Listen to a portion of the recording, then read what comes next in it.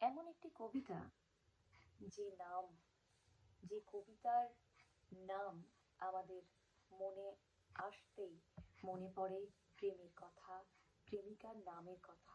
হ্যাঁ, সেই বিখ্যাত নামের কথাই কবি বলেছেন এবং সেই নামের মাধ্যমে তার প্রেমিকার পরিচিতি পাওয়া গেছে এবং তিনি কোথায় ছিলেন, কোথায় থাকতেন, তার প্রতি তার অনুভব কেমন কেমন ছিল।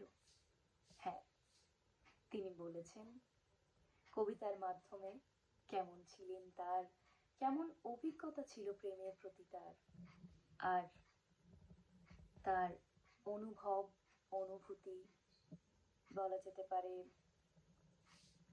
সমস্ত অনুভবকে একাত্ম করে জুড়ে তিনি যা সৃষ্টি করেছেন।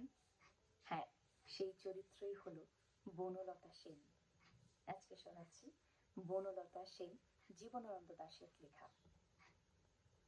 হাজার বছর ধরে আমি পথ হাঁটিতেছি পৃথিবীর পথে, সিংহল সমুদ্র থেকে নিশীথের অন্ধকারে মালয় সাগরে।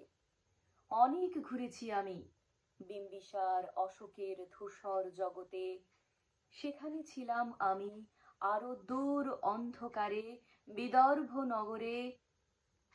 আমি ক্লান্ত প্রাণ এক, চারিদিকে জীবনের সমুদ্র সফেন।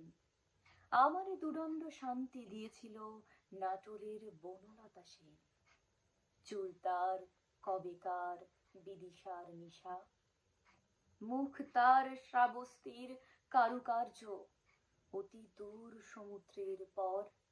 হাল ভেঙে যে নাবিক হারায়েছে দিশা, সবুজ ঘাসের দেশ যখন সে চোখে দেখে দারুচিনি দ্বীপের ভিতর, তেমনি দেখেছি তারে অন্ধকারে। বলেছে সে, এতদিন কোথায় ছিলেন?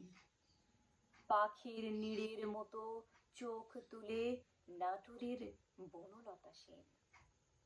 সমস্ত দিনের শেষে শিশিরের শব্দের মতন সন্ধ্যা আসে, ডানার রৌদ্রের গন্ধ মুছে ফেলে চিল।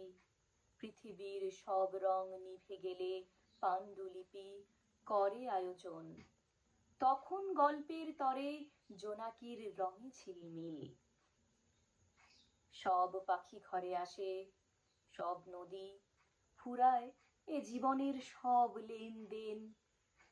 থাকে শুধু অন্ধকার মুখোমুখি বসিবার বনলতা সেন।